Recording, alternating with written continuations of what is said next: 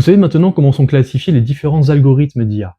Donc les différentes fonctionnalités, le différent fonctionnement d'IA qui vous permettent d'amener à ce que vous voulez derrière. Mais le problème, c'est que si on se concentre uniquement sur le fonctionnement, eh bien ça ne suffira pas. Il faut entraîner l'IA, il faut qu'elle soit pertinente sur votre besoin à vous spécifique.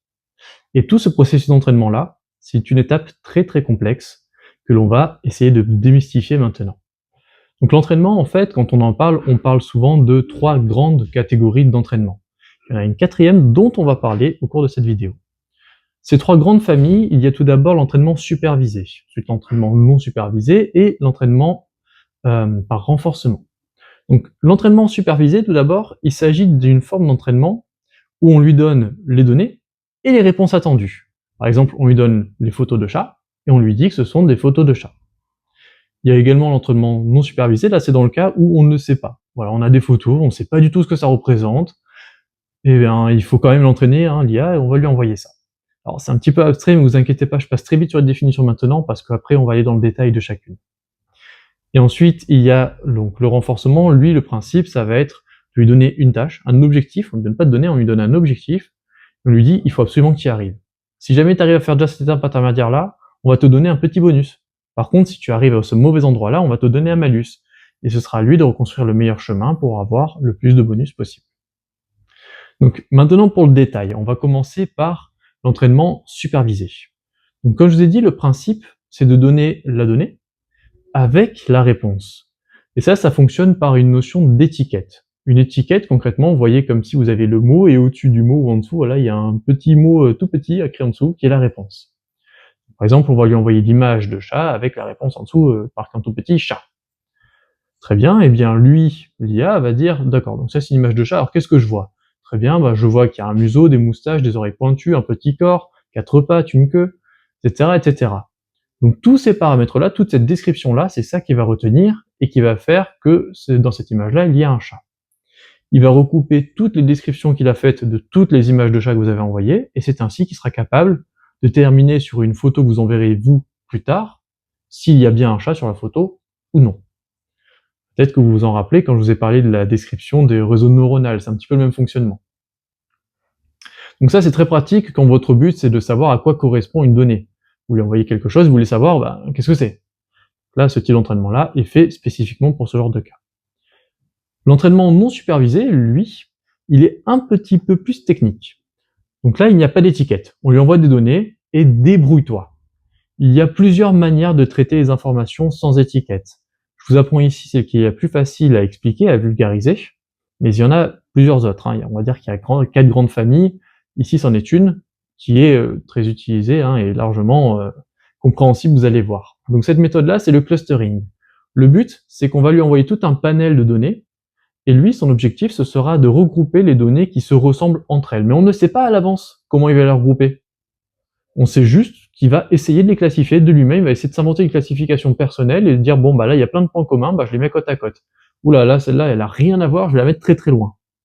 Etc. etc. Et à force de traiter toutes les données et de les mettre plus ou moins proches les unes des autres, ça va faire ce qu'on appelle des clusters, comme des petites zones dans lesquelles on va retrouver beaucoup de données. Et donc comme ça, il y aura plein de petites zones qui vont se dessiner, qui seront nos différentes classifications. Ça, c'est un besoin qui est, par exemple, très utilisé dans le marketing. Imaginez que votre but soit de segmenter vos clients, de savoir un petit peu les profils de clients que vous avez le plus. Mais vous ne savez pas d'avance quels sont vos profils de clients.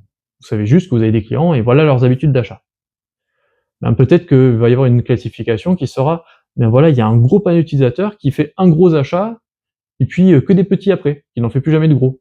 Peut-être à l'inverse, il y a des utilisateurs qui font juste 2 petits et après ils sont plus jamais revenus. Ils sont énormes ceux-là, etc., etc. Ça vous permet du coup de classifier vraiment vos données dans des méthodes qui vous ne serez jamais attendu à ce genre de données-là. C'est très pertinent pour vous, pour vos besoins marketing, pour savoir qui cibler et où est-ce que vous pourrez vous faire de l'argent derrière. Un autre intérêt aussi au clustering, c'est que si vous pouvez regrouper des petites données ensemble, vous pouvez aussi éloigner des données. Imaginez une banque qui envoie toutes ses transactions bancaires sur une IA. Bon, bien sûr, elle ne va pas le faire, mais imaginez. Eh bien, elle va avoir toutes les données qui se ressemblent ensemble, très bien, donc toutes les transitions classiques, et puis d'un coup, on va voir quelques données, pas beaucoup, vraiment, quelques dizaines de données qui sont un peu éparpillées partout, liées à aucun cluster. Ça, c'est pas très bon signe. Ça veut dire qu'ils ont trouvé, l'IA n'a pas trouvé de point commun entre ces transactions-là et les autres. Il y a peut-être un petit problème, il y a peut-être une faille de trouver par des personnes. Donc ça vous permet aussi de détecter des problèmes dans vos données. Et le dernier type d'entraînement, c'est l'entraînement par renforcement. Donc celui-ci, il va être plus utilisé dans les jeux vidéo, dans les voitures autonomes. Vous allez voir tout de suite pourquoi. Le but du jeu, ça ne va pas être de lui envoyer plein de données, étiquetées comme non étiquetées. Le but du jeu, ça va être de lui donner un objectif. Il faut faire ça. Par exemple, il faut sortir de la pièce. Mais pour sortir de la pièce, attention, si tu passes par la table, t'as un malus. Si tu passes par la chaise, t'as un bonus. Si tu mets toutes les 3 secondes que tu passes dans la pièce, t'as un malus. Et à force de lui mettre des malus et des bonus, et lui, à force d'essayer de trouver le chemin optimal, eh bien, il va arriver à de meilleurs résultats au fur et à mesure des essais. C'est-à-dire qu'au début, il va se tromper, il va faire n'importe quoi, il va avoir plein de malus, et puis petit à petit, il va dire « Ah tiens, là j'ai eu un bonus, je vais retourner ».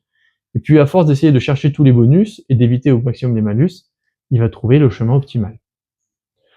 Donc c'est ce que vous avez dans le cas par exemple des voitures Tesla, on l'a entraîné sur beaucoup de routes, on lui dit le but c'est de pas avoir d'accident, évite les voitures, etc., etc. On lui donne des bonus si elle ne touche personne, etc. Et à force de l'entraîner sur des milliards de cas concrets, eh bien elle est capable d'éviter les obstacles, elle est capable de se garer toute seule, etc., etc. C'est aussi ce que vous voyez dans les IA, dans les jeux vidéo. On entraîne à jouer et puis on entraîne à par exemple, je sais pas moi, à conduire une voiture, à taper dans le ballon, sans citer de jeu évidemment, etc., etc. Alors si on se penche maintenant sur l'entraînement par des LLM, donc des Large Language Models, qui sont les modèles d'IA finalement que vous utilisez le plus au quotidien. C'est un petit peu spécifique, c'est quand même un modèle de langage qui est réservé aux plus grosses boîtes, c'est un entraînement qui coûte des millions et des millions d'euros, et qui demande une très très grande infrastructure, donc il n'y a pas n'importe qui peut se permettre d'entraîner un LLM. Et en tant que tel, il y a tout un process un petit peu particulier d'entraînement. Déjà, il y a une première étape hyper importante qui s'appelle l'ingénierie des caractéristiques. Donc l'ingénierie des caractéristiques, ça décrit tout le processus de traitement des données en amont. Parce que oui, je vous parle de données depuis le début, mais les données, en fait, ça peut être n'importe quoi. Ça peut être des images, des vidéos, des sons, des sites internet, ça peut être vraiment n'importe quoi. Sauf qu'on va pas donner un lien à une IA, c'est pas ce qu'on va faire. Ce qu'on va lui donner, ce sont des tokens. Vous vous rappelez, le langage universel de l'IA. Donc tout le but de l'ingénierie des caractéristiques, ça va être de trouver les données pertinentes pour le besoin que l'on souhaite de notre IA, de trier et de classifier ces données-là pour ne garder que ce qui est bien. On découpe aussi que les passages qui nous intéressent. Et une fois qu'on a spécifiquement les petits bouts de phrases, les petits bouts de mots qui nous intéressent, on décompose ça en tokens et on envoie tout ça à l'IA. Donc toute cette étape-là qui est hyper importante, qui est gérée par des humains, et n'est pas à la portée de tout le monde, et est indispensable pour avoir un entraînement de qualité. Si vous avez des données nuisibles, vous allez avoir un entraînement nuisible et des résultats d'IA biaisés. D'où on en reparlera sur une vidéo à propos des biais et des hallucinations de l'IA. Et ensuite, après ça, une étape de pré-entraînement. Pré-entraînement auto-supervisé. Vous vous rappelez, je vous ai dit qu'il y avait un quatrième petit entraînement possible, eh bien c'est l'auto-supervisé. Celui-ci, c'est un entre supervisé et non supervisé. En fait, il n'y a pas d'étiquette, comme du non supervisé, mais il y a quand même la réponse, comme du supervisé.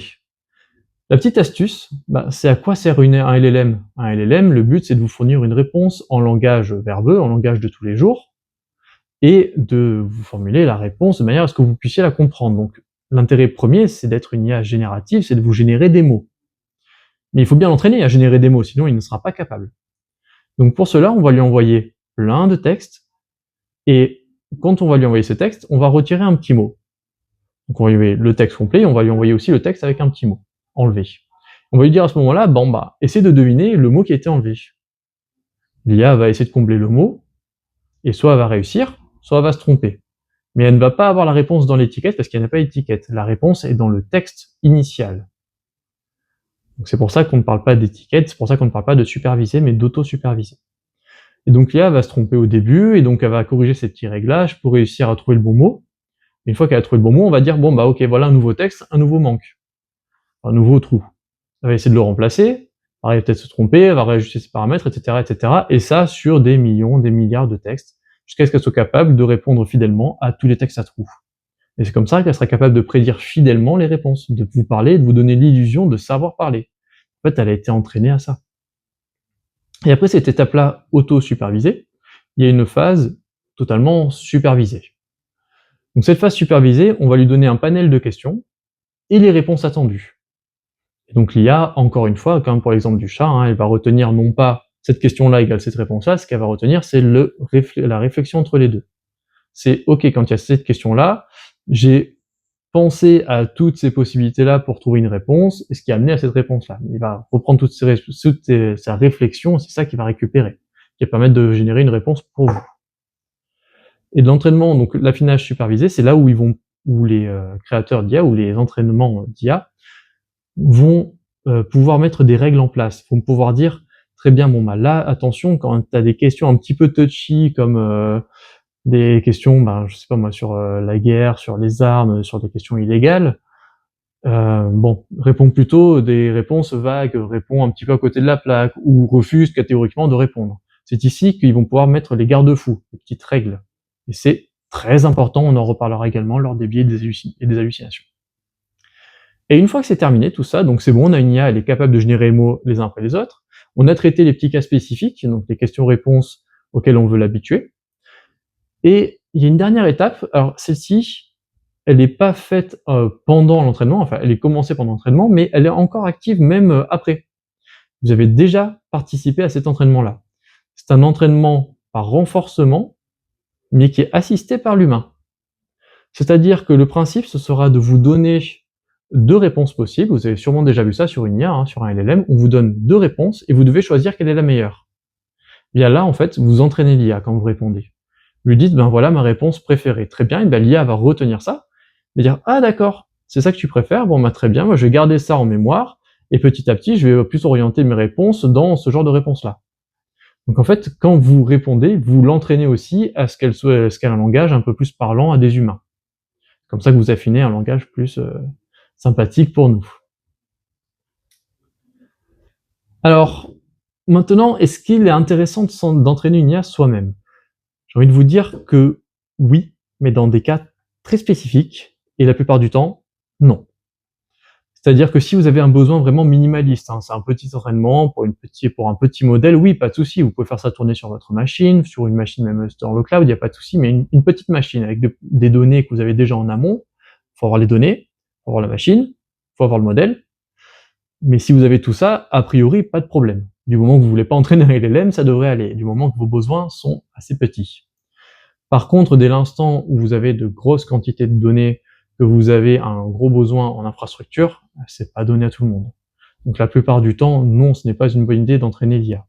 D'autant plus qu'il existe déjà de nombreux modèles qui sont déjà pré-entraînés, et à vrai dire, il existe tellement de modèles que je suis quasiment sûr qu'il en existe déjà un qui répond à votre besoin. Je vous invite à regarder Hugging Face, qui est un site internet qui recense tous les modèles d'IA open source, c'est-à-dire des modèles d'IA que vous pouvez télécharger et mettre sur votre machine. C'est hyper intéressant, vous n'avez pas besoin de faire l'entraînement, vous avez directement le modèle prêt à l'emploi, qui fait certainement déjà ce dont vous avez besoin. Vérifiez en amont, avant de faire quoi que ce soit, s'il y a un modèle qui existe et qui répond à votre besoin. Si ce n'est pas le cas, et uniquement si ce n'est pas le cas, réfléchissez à entraîner votre propre IA. Mais la plupart du temps, la réponse, ce sera de prendre un modèle open source sur directement Hugging Face ou autre. Si vous souhaitez devenir développeur web ou que vous êtes passionné par les nouvelles technologies, notamment l'arrivée de l'IA, eh bien sachez qu'on ouvre une nouvelle formation au sein de l'école RI7 qui s'appelle Orchestrateur IA. Il s'agit d'une formation diplômante de niveau Bac+2 dans laquelle nous vous apprendrons à développer des applications web par vous-même. On vous y apprendra également à utiliser différents outils que nous met l'IA à disposition pour que vous soyez capable d'optimiser votre travail et d'être efficace. C'est une véritable compétence qui est attendue demain dans les entreprises et qui permettra de vous faire la différence sur le marché. Faites attention, les places sont limitées. Le recrutement se termine en septembre pour cette première promotion. Vous avez toutes les informations de contact dans la description de la vidéo. Exceptionnellement pour cette première formation, nous avons mis en place un système de promotion. Si vous trouvez le code présent dans la vidéo quelque part, je vous laisse bien regarder. Il suffit de nous dire au téléphone le code et on vous appliquera la réduction.